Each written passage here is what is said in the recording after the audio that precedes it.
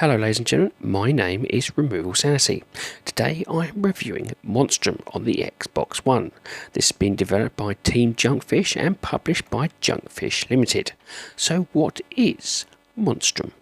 Monstrum is a first-person horror survival title set on board a cargo ship with the sole aim is to escape without being killed.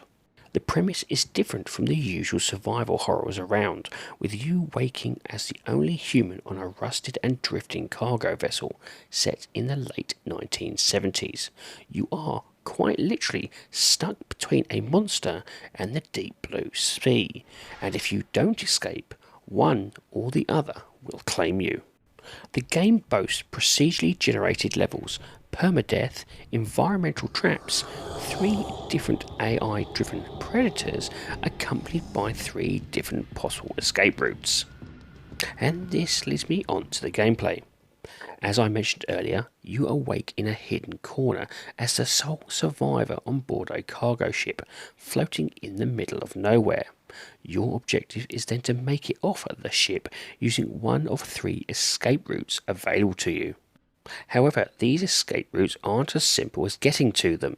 They themselves have multiple objectives you need to complete before you can actually escape. For example, one objective is to find the bolt cutters in order to remove the moorings on the helicopter. The life raft escape route is handled by a crane that needs spare parts, whilst the sub-escape route needs a power cell, and this is all happening whilst being hunted down by a monster. To make matters worse, each time you play, the decks and the items you need randomly rearrange themselves. Thankfully, the escape locations stay in their general positions, so you always know the sub is in the bowels of the ship, or the helicopter being on deck near the centre, and the life raft close to the bridge. Now, whilst this gives you a rough sense of direction and where you need to be, the claustrophobic corridors give nothing away. This turns the gameplay into a form of careful, methodical exploration, checking every room for those essential items, as well as other objects that might prove useful. One of the issues I do have with the game is the limited storage you have, so finding items can often be a choice of what you think you need to escape with versus what you need to survive. Items like glow sticks, fire extinguishers and flare guns can be used to stun your hunter. Radios and egg timers can be used to create distractions, and when combined with rooms that can be locked, can provide you with valuable seconds in order to escape. And if this wasn't enough, there are also environmental hazards, like as broken floors or broken steam pipes that will kill you instantly, and security cameras, which if seen will sound out a widespread alarm, perfect for your hunter to hone in on where you are. But to be fair, it's the hunters that's going to keep you on your toes the most. There is the Brute, an almost Nemesis-inspired monster with glowing eyes and mouth. The Hunter, a fast insect-looking creature with a predator-style mouth, and the Fiend, which resembles a purple floating space alien-like design. Just like their individual designs, they also possess their own distinctive attack patterns and telltale signs when they are close. For instance, the Fiend causes the lights to flicker when near. It's these unique traits that you will learn over the course of regular playthroughs as you start to work out counters to their attacks. And trust me, regular playthroughs are needed in order to understand what you need to collect and place, as you will often be caught and killed before completing a task. The game is hard, and if you don't have anything to stun the monster, you can easily be killed if you can't run and find a place to hide quick enough. Now, the game has a ruthless permadeath system, with only notes and audio recordings carrying across. These help fill in the game's backstory of the strangely absent crew, and offering big hints as to what's required to secure the various escape routes. The game itself has a great blend of tense exploration versus sheer terror of running for your life when a hunter closes in. However, after numerous playthroughs, the monsters themselves become less terrifying and more an obstacle to overcome.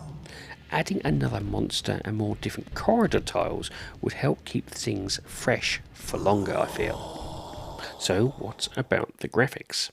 For me, the overall style has a smoother version of a retro PS1 game, as if the developer thought, what would Silent Hill look like if it was ever set on a ship, and in first person mode? It even has the heavy fog effect that limits your ability to see anything at a decent distance, which help plays into the game's claustrophobic atmosphere.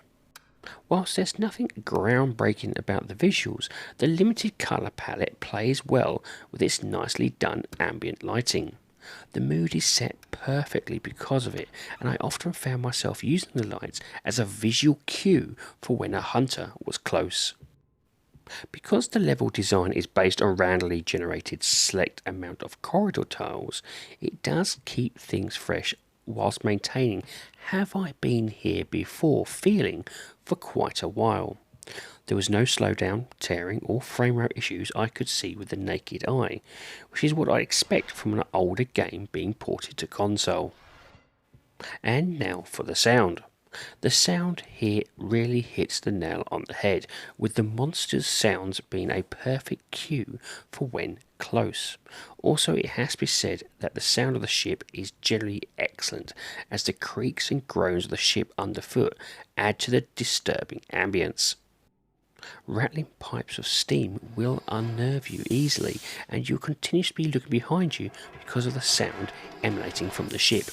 This is a treat for the ears and perfect for a decent gaming headset to help determine which direction your hunter will be coming from, and if you are hidden, leaving from.